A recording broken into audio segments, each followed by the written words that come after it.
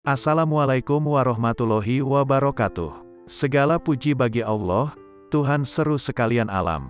Kali ini akan dibacakan 10 kisah karomah Abah Anom sebagai berikut. Syekh Ahmad Sohibul Wafat Tajul Arifin atau dikenal luas dengan panggilan Pangersa Abah Anom adalah ulama sufi yang sangat harismatik dan tidak diragukan lagi kewaliannya. Beliau merupakan mursyid Kamil Mukamil Thoriqoh Qadiriyah wa Naqsyabandiyah Pondok Pesantren Suryalaya. Pangersa Abah Anom dilahirkan pada hari Jumat, tanggal 1 Januari tahun 1915 di Patapan Suryalaya, Kajembaran Rahmaniyah. Beliau adalah putra kelima Pangersa Abah Sepuh, mursyid, sekaligus pendiri Pondok Pesantren Suryalaya Tasikmalaya, dari ibu yang bernama Hajah Siti Juriyah. Pada usia 8 tahun Abah Anom masuk sekolah dasar, Fairfolk School, di Ciamis antara tahun 1923 sampai tahun 1928. Kemudian ia masuk sekolah menengah semacam Sanawiyah di Ciawi, Tasikmalaya. Pada tahun 1930, Abah Anom memulai perjalanan menuntut ilmu agama Islam secara lebih khusus. Ia belajar ilmu fikih dari seorang kiai terkenal di pesantren Cicariang Cianjur, kemudian belajar ilmu fikih, nahwu, sorof dan balagah kepada kiai terkenal di pesantren Jambudipa Cianjur. Setelah kurang lebih 2 tahun di pesantren Jambudipa, ia melanjutkan ke pesantren Gentur, Cianjur yang saat itu diasuh oleh Mama Ajengan Ahmad Syatibi. 2 tahun kemudian, tahun 1935 sampai tahun 1937.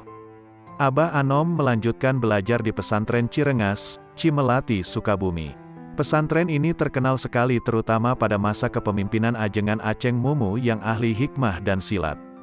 Dari pesantren inilah Abah Anom banyak memperoleh pengalaman dalam banyak hal, termasuk bagaimana mengelola dan memimpin sebuah pesantren. Kegemarannya menuntut ilmu, menyebabkan Abah Anom menguasai berbagai ilmu keislaman saat berumur 18 tahun. Didukung ketertarikan pada dunia pesantren, ayahnya yang sesepuh Tarikat Qadiriyah wa Naqsyabandiyah mengajarinya zikir tarekat. Sehingga ia menjadi wakil talqin, Abah Sepuh pada usia relatif muda. Sejak itulah, ia lebih dikenal dengan sebutan Abah Anom. Percobaan ini tampaknya juga menjadi ancang-ancang bagi persiapan memperoleh pengetahuan dan pengalaman keagamaan pada masa mendatang. Kegemarannya bermain silat dan kedalaman rasa keagamaannya diperdalam lagi di pesantren Citengah, Panjalu, yang dipimpin oleh Haji Junaedi yang terkenal sebagai ahli alat, jago silat, dan ahli hikmah.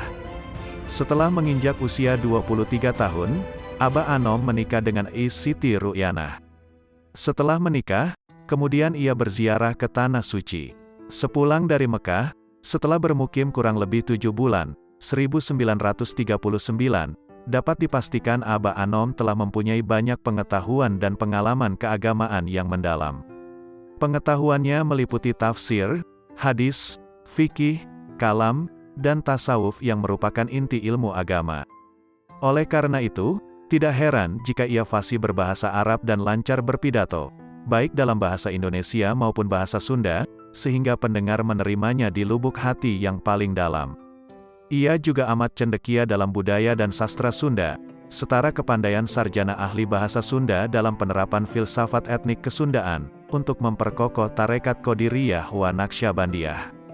Bahkan ia pun terkadang berbicara dalam bahasa Jawa dengan baik. Abah Anom resmi menjadi mursyid, pembimbing tarekat Qadiriyah wa Naqsyabandiyah di pesantren sejak tahun 1950. Ketika Abah Sepuh wafat, pada tahun 1956, Abah Anom harus mandiri sepenuhnya dalam memimpin pesantren. Dengan rasa ikhlas dan penuh ketauladanan, Abah Anom gigih menyebarkan ajaran Islam. Pondok Pesantren Suryalaya, dengan kepemimpinan Abah Anom, tampil sebagai pelopor pembangunan perekonomian rakyat melalui pembangunan irigasi untuk meningkatkan pertanian, membuat kincir air untuk pembangkit tenaga listrik, dan lain-lain. Dalam perjalanannya, Pondok Pesantren Suryalaya tetap konsisten kepada tanbih, wasiat Abah Sepuh yang diantara isinya adalah taat kepada perintah agama dan negara. Maka Pondok Pesantren Suryalaya tetap mendukung pemerintahan yang sah dan selalu berada di belakangnya. Di samping melestarikan dan menyebarkan ajaran agama Islam melalui metode tarekat Qadiriyah wa Naqsyabandiyah, Abah Anom juga sangat konsisten terhadap perkembangan dan kebutuhan masyarakat. Maka sejak tahun 1961 didirikan Yayasan Serba Bakti dengan berbagai lembaga di dalamnya termasuk pendidikan formal mulai TK, SMP Islam, SMU, SMK, Madrasah Sanawiyah, Madrasah Aliyah, Madrasah Aliyah Keagamaan, Perguruan Tinggi, IAILM, dan Sekolah Tinggi Ekonomi Latifah Mubarokiyah serta Pondok Remaja Inabah. Didirikannya Pondok Remaja Inabah sebagai wujud perhatian Abah Anom terhadap kebutuhan umat yang sedang tertimpa musibah. Berdirinya Pondok Remaja Inabah membawa hikmah, di antaranya menjadi jembatan emas untuk menarik masyarakat luas, para pakar ilmu kesehatan, pendidikan, sosiologi, dan psikologi. Bahkan pakar ilmu agama mulai yakin bahwa agama Islam dengan berbagai disiplin ilmunya termasuk tasawuf dan tarekat mampu merehabilitasi kerusakan mental dan membentuk daya tangkal yang kuat melalui pemantapan keimanan dan ketakwaan dengan pengamalan tarekat Qadiriyah wa Naqsyabandiyah. Dalam melaksanakan tugas sehari-hari, Abah Anom menunjuk 3 orang pengelola, yaitu Kiai Haji Nur Anom Mubarok BA, Kiai Haji Zainal Abidin Anwar, dan Haji Dudun Nur Saiduddin. Setelah menjalani masa yang cukup panjang, Abah Anom sebagai guru mursyid tarekat Qadiriyah wa Naqsyabandiyah dengan segala keberhasilan yang dicapainya melalui perjuangan yang tidak ringan, dipanggil Al-Halik kembali ke Rahmatullah pada hari Senin tanggal 5 September tahun 2011 pukul 11.55 dalam usia 96 tahun. Dikutip dari Wikipedia, berikut akan dibacakan beberapa kisah karomah beliau yang dihimpun dari berbagai sumber. Kisah pertama dimuat di okezone.com sebagai berikut. Dalam buku, Latar Belakang dan Perkembangan Pesantren Suryalaya, diceritakan kisah tentang Abah Anom menghadapi seorang kapten yang akan menjajal ilmu Abah Anom. Suatu ketika, seorang kapten dan anak buahnya mendatangi pesantren Suryalaya. Ia membawa batu kali dari kantongnya sebesar tinju. Batu itu diletakkan di sebelah telapak tangan kirinya. Kemudian tangan kanannya, dengan 1 kali pukul saja, batu tersebut telah terbelah 2. Dia berikan kedua belahan batu itu kepada Abah dengan sikap sombong. Abah Anom mengambil batu itu dan meremas batu itu. Kemudian jadilah batu itu hancur laksana tepung. Si kapten terkejut, tetapi ia belum mengakui kekalahan. Kemudian Abah Anom meminta segelas air kepada tukang masak di dapur. Gelas berisi air itu diberikan kepada si kapten yang dilihatnya ada ikan dalam gelas. Kapten itu segera bergaya seperti orang yang memancing dan ikan itu seolah terkait di alat pancing. Dia tunjukkan dengan sombong, ikan itu terpancing dari gelas kepada Abah Anom. Tetapi, tiba-tiba di lantai, di hadapan si kapten menggeletar seekor ikan besar. Kemudian dengan isyarat jari telunjuk saja oleh Abah Anom, ikan itu seperti terkait dengan pancingan telunjuk Abah Anom. Belum sempat sang kapten menunjukkan ketakjubannya lagi, Abah Anom seolah memegang ketapel, dia mengarahkan ketapel itu ke atas atap rumah. Sesudah ditariknya tiba-tiba jatuhlah seekor burung yang rupanya kena tembakan ketapel. Sang kapten bersujud di depan Abah Anom, diletakkannya lututnya kepada lutut Abah Anom, mengaku kalah dan meminta maaf, serta minta ditalkinkan untuk menganut dan mengamalkan ajaran yang ada di pesantren Suryalaya. Kisah kedua dimuat di cirebontimes.com sebagai berikut. Kiai Haji Ahmad Sohibul Wafa Tajul Arifin atau yang kerap disapa Abah Anom diyakini sebagian orang merupakan seorang wali Allah yang memiliki karomah. Selain erat kaitannya dengan karomah, Abah Anom yang merupakan pendiri pesantren Suryalaya itu juga mursyid tarekat Qadiriyah Naqsyabandiyah. Abah Anom Suryalaya Tasikmalaya adalah sosok mursyid yang sangat mencintai murid-muridnya. Abah Anom punya cara tersendiri dalam mendidik murid-muridnya. Beliau mendidik muridnya tidak sama satu dengan yang lain. Abah Anom memang mengerti betul kondisi muridnya, sehingga Abah Anom bisa menembus batiniyah para muridnya. Banyak kisah para murid yang merasakan betul karomah dan cara mendidik Abah Anom. Dikisahkan suatu hari Abah Anom pernah mengajak muridnya bernama Haji Muhammad Zuki Asyuja menaiki perahu Habia berdua saja di tengah laut Pangandaran bersama Abah Anom. Kemudian Abah Anom bertanya, "Zuki, apakah kamu percaya jika laut bisa mematikan kita?" tanya Abah Anom. Mendapat pertanyaan dari guru mursyid yang dihormatinya, Pak Guru Zuki tidak berani langsung menjawab. Maka ia segera menunduk tawajuh dan melakukan robitoh. Tidak perlu tawajuh, kan Abah ada di depan Zuki, kata Abah Anom sambil tersenyum. Tidak bah, laut tidak bisa mematikan kita. Hanya Allah yang menghidupkan dan mematikan kita, spontan Pak Guru Zuki menjawab dengan mantap. Apakah kamu yakin laut tidak bisa mematikan kita? Abah Anom mengulang pertanyaannya, yakin bahwa laut tidak bisa mematikan kita, hanya Allah yang menghidupkan dan mematikan, kembali Pak Guru Zuki menjawab dengan mantap. Tiba-tiba tanpa terduga, kaki Abah Anom mendorong kuat tubuh Pak Guru Zuki sampai keluar dari perahu dan tercebur ke laut. Maka, tubuh Pak Guru Zuki langsung tenggelam karena tidak siap dan tidak mengira akan diceburkan oleh Abah Anom. Meski demikian, Pak Guru Zuki tidak merasa panik, ia lantas segera bertawasul dan segera robitoh dengan Abah Anom.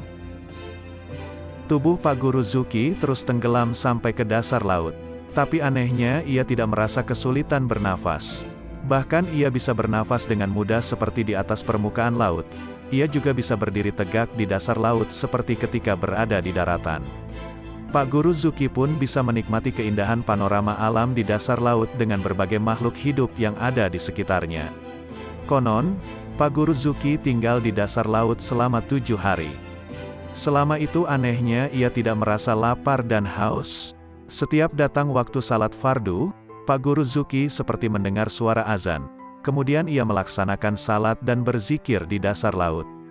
Pak Guru Zuki menghitung hari serta menjalani kesendirian dengan sabar dan tawakal di dasar laut. Sampai kemudian Pak Guru Zuki melihat sorban pangersa Abah Anom terulur memanjang dari atas permukaan laut sampai ke hadapannya. Segera ia memegang sorban pangersa Abah Anom itu. Kemudian sorban itu memendek kembali secara perlahan dan mengangkat tubuh Pak Guru Zuki ke permukaan laut. Ketika kepalanya sudah di atas permukaan laut, Pak Guru Zuki melihat pangersa Abah Anom tersenyum indah. Zuki, ternyata benar ya laut tidak bisa mematikan kamu, ujar Abah Anom. Itulah kisah karomah Abah Anom yang mendidik muridnya yang mampu bertahan di dasar laut selama 7 hari. Kisah ketiga dimuat di portal majalengka.pikiranrakyat.com sebagai berikut. Karomah Abah Anom salah satunya menangani seorang pemuda yang hobi melacur hingga sampai taubat. Dakwah bijak Abah Anom yang tak lain penerus dakwah Sunan Gunung Jati, dilakukan dengan kelembutan. Nama lengkap Abah Anom adalah Kiai Haji Ahmad Sohibul Wafa Tajul Arifin, pengasuh pesantren Suryalaya, Tasikmalaya. Kisah karomah Abah Anom diceritakan Kiai Haji Muhammad Abdul Gaos Saifullah Al-Maslul atau Ajengan Gaos, dikutip dari blog Kedudukan Abah Anom. Ajengan Gaos adalah salah satu wakil talqin Thariqah Qadiriyah wa Naqsyabandiyah Pondok Pesantren Suryalaya Tasikmalaya, Jawa Barat. Diceritakan, ada seorang pemuda yang hobi melacur berniat untuk berhenti atau taubat, namun tidak berhasil. Sudah berbagai cara untuk menghentikannya, namun hobi melacur tidak juga berhenti. Padahal, pemuda itu sudah melakukan amalan ibadah sesuai petunjuk dari para kiai yang pernah dikunjunginya. Seperti riyadoh, latihan, puasa, zikir, sholat baik yang sifatnya wajib maupun sunat dan amalan lainnya. Akhirnya, dalam keadaan kondisi jiwa yang begitu kritis, pria itu datang ke pondok pesantren Suryalaya menemui Abah Anom. Singkat cerita, pria itu menyampaikan maksud kedatangannya kepada Abah Anom. Lalu pria itu ditalkin zikir tarekat Qadiriyah wa Naqsyabandiyah untuk diamalkan dan dengan teduh Abah Anom berkata, "Tidak apa-apa, asal jangan dilakukan di depan Abah." Seperti biasa pemuda tersebut datang ke hotel yang telah dipesan untuk melaksanakan hasrat nafsunya dengan pelacur. Setelah siap-siap semuanya, terbesit dalam jiwanya akan bayangan wajah Abah Anom asal jangan di hadapan Abah. Pemuda itu terkejut dan gelisah, dengan segera meninggalkan hotel. Gagallah keinginan nafsunya. Di hari yang lain, pemuda itu datang lagi ke hotel untuk melaksanakan hasrat nafsunya yang tidak terbendung. Namun, di saat detik-detik akan melakukan maksiatnya muncul wajah Abah Anom. "Tidak apa-apa, asal jangan di hadapan Abah." Pemuda itu kembali mengurungkan niatnya dan kembali pulang. Kejadian itu terus terulang selalu melihat bayangan wajah Abah Anom di saat-saat akan melakukan maksiat dengan pelacur. Akhirnya, Dengan kejadian itu pemuda tersebut menghentikan dari hobinya melacur untuk selamanya. Dan pemuda itu menjadi pengamal Thariqah Qadiriyah Naqsyabandiyah. Kisah keempat dimuat di kontrastimes.com sebagai berikut. Diterima dari mantan Ketua Yayasan Pondok Pesantren Suryalaya Perwakilan Sumedang Bapak Ece Juardi, beliau menerima dari orang yang bersangkutan, Kiai Sakti. Diceritakan Bapak Ece Juardi, ada ulama yang dikenal sakti mandraguna tanpa pilih tanding, namanya Kiai Juret. Beliau sudah mengenal akan kemasyhuran dan keulamaannya Aba Anom yang memiliki jutaan pengikut dan terus berkembang sampai ke luar negeri. Suatu hari Kiai tersebut memiliki rencana untuk menguji karomah Aba Anom dengan kesaktian yang dimilikinya.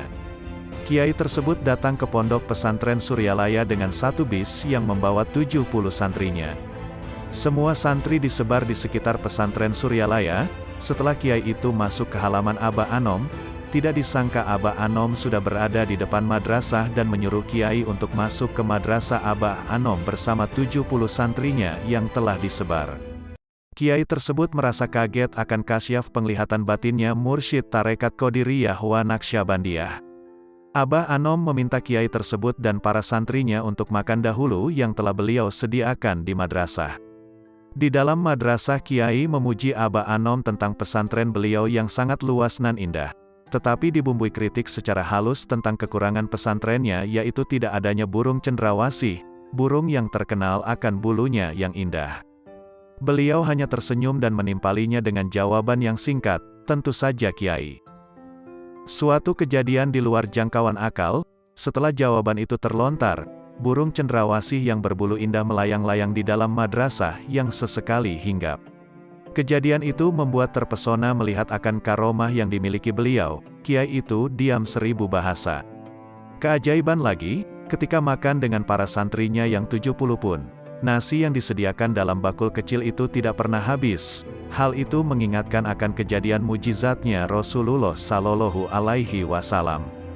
Kiai itu sangat kagum akan karomah yang dimiliki Aba Anom, dan merasa kesaktian yang dimilikinya bila dibanggakan dengannya itu sudah tidak ada artinya di hadapan Mursyid Thariqah Qadiriyah wa Naqsyabandiyah, Syekh Ahmad Sohibul Wafa Tajul Arifin atau yang lebih dikenal dengan sebutan Aba Anom. Benarlah ungkapan, di atas langit ada langit. Namun, Kiai ini masih penasaran dan tidak mau kalah begitu saja. Setelah makan, Kiai tersebut meminta kepada Aba Anom untuk mengangkat kopiah atau peci yang telah diisi, yang sebelumnya dicoba oleh para santrinya tidak terangkat sedikit pun. Subhanallah, hanya dengan tepukan tangan Aba Anom ke lantai, kopiah itu melayang-layang. Kiai merasa malu dan kalah lagi.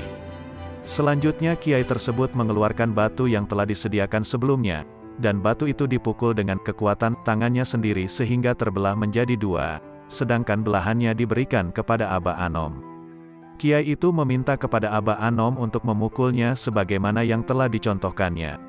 Aba Anom mengatakan kepada Kiai itu, "Aba tidak bisa apa-apa, yang bisa membelah itu adalah Allah." Baiklah, Aba hanya minta kepada Allah, itu pun kalau diizinkan. Selanjutnya batu itu diusap oleh tangan Aba Anom dan batu itu menjadi air. Namun Kiai tersebut masih penasaran karena kesaktiannya belum bisa mengalahkan karomah Aba Anom sang Mursyid Thariqah Qadiriyah wa Naqsyabandiyah. Kiai mencoba menguji lagi karomah Aba Anom dengan kelapa yang telah dibawa santri dari daerahnya. Kiai tersebut meminta yang aneh-aneh kepada Aba Anom agar isi dalam kelapa tersebut ada ikan yang memiliki sifat dan bentuk tertentu. Dengan tawadunya Aba Anom menjawab, "Masya Allah, kenapa permintaan Kiai ke Abah berlebihan? Abah tidak bisa apa-apa, seharusnya minta kepada Allah saja, jangan kepada Abah. Hanya Allah lah yang bisa mewujudkan segala sesuatu karena Dia Maha berkehendak dan berkuasa." Kiai itu masih penasaran akan permohonannya kepada Aba Anom. Selanjutnya Aba Anom berkata, "Baiklah kalau begitu, kita memohon kepada Allah. Mudah-mudahan Allah mengabulkan kita." Setelah berdoa beliau menyuruh kelapa itu untuk dibelah dua, dan dengan izin Allah di dalam kelapa itu ada ikan yang sesuai dengan permintaan sang Kiai. Selanjutnya, entah dari mana datangnya di tangan Aba Anom sudah ada ketepel, dan ketepel itu diarahkan atau ditembakkan ke langit-langit madrasah. Sungguh di luar jangkauan akal, muncul dari langit-langit burung putih yang jatuh di hadapan Kiai dan Aba Anom. Setelah kejadian itu, Kiai menangis di pangkuan Abah Anom, sadar dan memohon maaf atas kesombongan dan kesalahannya. Akhirnya Kiai memohon kepada Abah Anom untuk diangkat menjadi muridnya dan menjadi seorang pengamal Thariqat Qadiriyah wa Naqsyabandiyah. Kiai itu ditalkin zikir, diajarkan zikir Thariqat Qadiriyah wa Naqsyabandiyah. Dengan talkin zikir itu menyadarkan akan adanya Allah yang maha mengetahui akan perbuatan jahat makhluknya baik lahir maupun batin, dan maha kuasa atas segala sesuatu. Setelah ditalkin Kiai menangis di pangkuan Abah Anom sampai tertidur. Anehnya, bangun dari tidur sudah berada di masjid. Kisah kelima. Cerita ini diambil dari ceramahnya Kiai Haji Muhammad Abdul Ghaus Saifullah Al-Maslul atau Ajengan Gaos, salah satu wakil talkin Thariqah Qadiriyah Naqsyabandiyah Pondok Pesantren Suryalaya Tasikmalaya, Jawa Barat, Indonesia. Kiai Haji Maksum memiliki seorang istri yang sedang mengandung. Menurut vonis dokter, istri Kiai tersebut bukanlah kehamilan normal yang biasanya terjadi pada seorang wanita. Namun istri Kiai Haji Maksum divonis menderita kanker dan harus segera dioperasi. Sang Kiai akhirnya datang ke Suryalaya ingin bertemu Pangersa Abah Anom untuk meminta doa beliau agar istrinya diberi kelancaran saat operasinya nanti.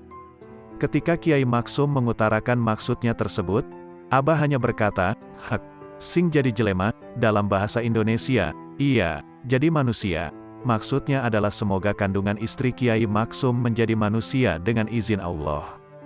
Dan ternyata, baru saja istri Kiai Maksum satu langkah keluar dari rumah Pangersa Abah, dia merasakan gerakan-gerakan dalam rahimnya itu. Kontan saja istri Kiai Maksum kaget, dan langsung memeriksakan dirinya ke dokter. Lalu apa kata dokter? Subhanallah, dokter pun sama terkejutnya dengan pasangan suami istri Kiai Maksum tersebut. Allahu Akbar, kun fayakun. Dengan izinnya melalui doa kekasihnya, daging jadi yang asalnya akan diangkat tersebut, ternyata berubah menjadi sesosok manusia kecil yang menggemaskan berjenis kelamin laki-laki. Iya, ternyata setelah dioperasi daging jadi itu berubah menjadi seorang bayi, yang diberi nama Sufi Firdaus. Idos panggilan anak ini, hingga saat ini masih hidup dan mengabdikan dirinya untuk menjadi murid Syekh Ahmad Sohibul Wafat Tajul Arifin, Abah Anom. Kisah ke-6, Abdul telah tiada. Bunga di atas kuburan Abdul yang terletak di area kuburan Blok Nyongkelang, Selajambe, Kabupaten Kuningan, tampak masih segar sekalipun sudah 3 hari terpanggang panas terik matahari. Begitu pula gundukan tanah merah tampak terlihat masih basah padahal kuburan sekelilingnya sudah kering bahkan terlihat retak-retak akibat kemarau berkepanjangan. Sepintas, tak ada yang istimewa pada kuburan tersebut. Sama saja seperti kuburan yang lainnya. Namun sesuatu yang beda akan terasa di sana. Wangi bunga akan tercium manakala orang melewati kuburan tersebut. Emangnya siapa sih yang tertidur di dalam sana? Inilah kisahnya. Adalah Abdul, seorang laki-laki yang 3/4 usianya dihabiskan dalam lembah kemaksiatan. Di kota metropolitan, Abdul menjelma menjadi bajingan yang super haram jadah. Ia adalah jagoan yang tak pernah kenal rasa takut. Bagi sesama penjahat, Abdul adalah momok yang menakutkan. Bagi polisi, lelaki yang sekujur tubuhnya dipenuhi tato wanita telanjang itu merupakan sosok penjahat yang super licin yang sulit ditangkap, karena kepandaiannya menggunakan jampi-jampi sehingga mampu berkelit dari kejaran aparat. Kapanpun dan dimanapun, perbuatan maksiat tak pernah ia lewatkan. Hingga suatu malam di bulan November tahun 2005, niat jahatnya muncul kembali ketika melihat seorang penumpang wanita sendirian di mobil omprengan daerah Pelumpang, Jakarta Utara. Bersama 2 orang temannya, ditodongkannya pisau ke arah sopir dan kernet yang tidak berdaya menghadapi ancaman tersebut. Keduanya lalu diikat lalu Abdul CS membawa kendaraan tersebut ke salah satu tempat di Bogor yang sudah mereka persiapkan sebelumnya. Sesampainya di tempat, Abdul CS bermaksud untuk memperkosa wanita cantik tersebut. Dengan cara paksaan, wanita itu, sebut saja Sinta, diminta untuk melayani nafsu binatangnya. Namun Sinta berupaya sekuat tenaga untuk melepaskan diri dari bahaya sambil berteriak, "Abah, Abah, Abah, tolong saya." Subhanallah, atas kehendak Allah Subhanahu wa Ta'ala, di saat Abdul akan melampiaskan nafsu kebinatangannya, Tiba-tiba saja, burung miliknya mendadak terkulai lemas dan ia merasakan kesakitan yang luar biasa. Begitu juga kedua temannya yang akan memperkosa Sinta mengalami hal serupa. Dalam keadaan seperti itu, Sinta langsung melarikan diri. Setelah kejadian tersebut, Abdul CS mengalami nasib naas. Kemaluannya membengkak dan 3 bulan kemudian, 2 orang temannya mati mengenaskan akibat burungnya membesar. Untunglah, Abdul cepat sadar. Ia tahu bahwa peristiwa tersebut merupakan hukuman dari Allah atas dosa-dosa mereka yang telah diperbuat. Lalu, ia menemui salah seorang temannya yang sudah terlebih dahulu insyaf dan bertaubat. Setelah diutarakan maksud dan kedatangannya, teman Abdul tersebut membawanya ke salah satu majlis zikir dan kemudian bertaubat. Melalui kiai yang menuntunnya, ia pun tahu bahwa taubat tidak berarti harus menghilangkan seluruh tato yang ada di tubuhnya. Dengan semangat yang kuat dan tekad yang membaja, Abdul pun mendapatkan talqin zikir dan mengamalkan semua amaliyahnya seperti khotaman meskipun dia hafalkan dari latinnya. Teman-teman seprofesi dulu di Jakarta banyak yang ia temui sehingga dia memutuskan untuk hijrah dari Jakarta ke kampung halamannya, takut jika niat jahatnya kembali muncul. Di kampung halamannya, masyarakat tidak begitu saja bisa langsung menerimanya, malah menaruh rasa curiga, bahkan tak jarang kata-kata pedas sering dilontarkan kepadanya. Berbekal tanbih dan zikrullah, ia tetap tersenyum dan berbaik budi. Sehingga akhirnya masyarakat pun dapat menerima bahwa Abdul telah kembali ke jalan yang lurus. Untuk memenuhi kebutuhan hidupnya, dia menjadi buruh tani dan pekerjaan serabutan lainnya hanya untuk sesuap nasi sehingga tetap bisa melaksanakan amaliyah zikrullah seperti yang pernah didapatkannya di Jakarta. Hingga akhirnya, pada hari Jumat di tahun 2006 selepas subuh, ia dipanggil kembali oleh Allah dalam posisi tawajuh. Kisah ketujuh, Kiai Haji Muhammad Ali Hanafiah Akbar, itulah nama seorang kiai yang berasal dari Surabaya. Tidak terbayangkan kiai pemimpin pesantren tersebut adalah mantan jagoan jalanan. Ini berdasarkan cerita beliau Kiai Haji Ali Hanafiah Akbar yang saat itu diwawancarai oleh wartawan majalah Nuqtoh. Beliau menceritakan bahwa dirinya sejak kecil tidak kepikiran punya cita-cita jadi kiai apalagi memimpin pesantren. Tetapi cita-citanya sejak kecil adalah ingin menjadi seorang jagoan. Keinginannya yang sangat kuat inilah membuat ia sangat gigih di dalam mendalami ilmu kanuragan atau bela diri. Bahkan setiap ada orang yang terkenal jago silat, pasti ia datangi. Berbekal ilmunya tersebut, Ali berusaha menjadi jagoan jalanan di Surabaya dan akhirnya ia pun hijrah ke Jakarta. Dan di Jakarta ia menjadi tukang pukul salah satu perusahaan. Bahkan karena kemampuannya berkelahi yang tidak terkalahkan, ia pernah dikontrak oleh Edi Tansil untuk mengamankan proyek besar. Ternyata hidayah merubah jalan hidup jagoan ini. Ia bertemu dengan salah seorang ikhwan tarekat Qadiriyah wa Naqsyabandiyah dan entah apa yang terjadi di dalam hatinya terbesit ingin bertemu dengan Aba Anom Mursyid Thoriqoh Qadiriyah wa Naqsyabandiyah. Ia pun pergi dari Jakarta bermaksud menemui Aba Anom, dan maksudnya pun terlaksana dan ia mendapat talqin zikir oleh Aba Anom. Setelah itu Aba Anom menyuruhnya pulang.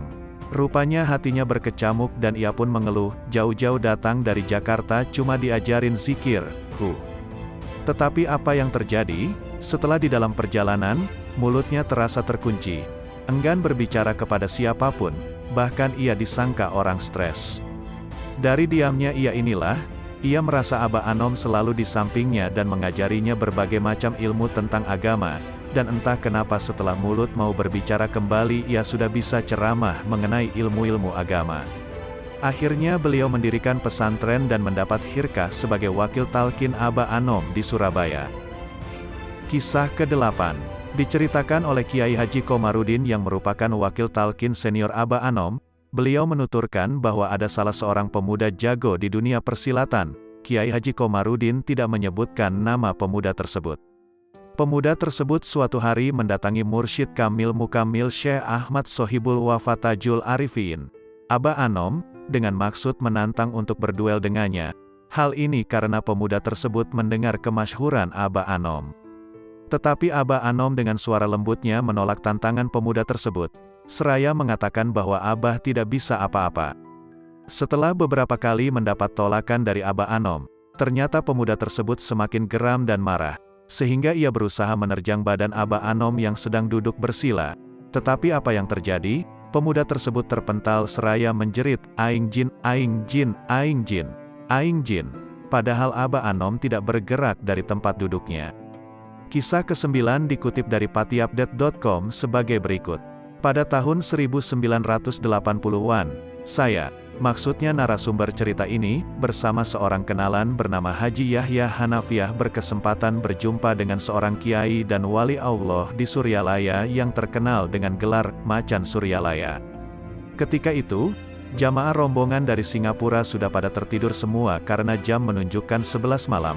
Kami masuk ke Masjid Nurul Asror di mana kiai yang sudah berumur 125 tahun ketika itu bermalam. Banyak kisah yang dikabarkan kepada kami adalah mengenai karomah Abah Anom. Seolah-olah beliau berpesan kepada kami yang muda, bahwa pada zaman ini, inilah orangnya yang ditentukan Allah, yang berada di Indonesia. Kisah yang paling menarik, tentang Abah Fakih, nama aslinya Kiai Haji Abu Bakar Fakih, menceritakan, saya diamanatkan oleh Abah Sepuh, ayahanda Abah Anom, untuk menjaga Abah Anom sejak dari kecil. Sejak lahir Abah Anom berada di rumah saya yang kebetulan terletak di depan rumah Abah Sepuh. Selang beberapa hari saya menerima sebuah surat yang langsung dari Nabi Khidir alaihi salam yang berisi nama untuk seorang bayi. Tertulis dalam surat itu nama Sohibul Wafa, atau Tajul Arifin, ditandatangani Nabi Al-Khidir. Dengan segera saya langsung ke rumah Abah Sepuh menunjukkan surat tersebut, dan Abah Sepuh berkata, kalau begitu kita ambil dua-dua namanya yaitu, Sohibul Wafa Tajul Arifin, tamat kata-kata lebih kurang dari almarhum Abah Fakih. Ternyata seperti itu karomah Abah Anom diberi nama, Sohibul Wafa Tajul Arifin oleh Nabi Khidir alaihi salam. Kisah ke-10. Tersebutlah seorang kiai bernama Kiai Haji Thohir yang sedang menimba ilmu di salah satu pesantren di kotanya.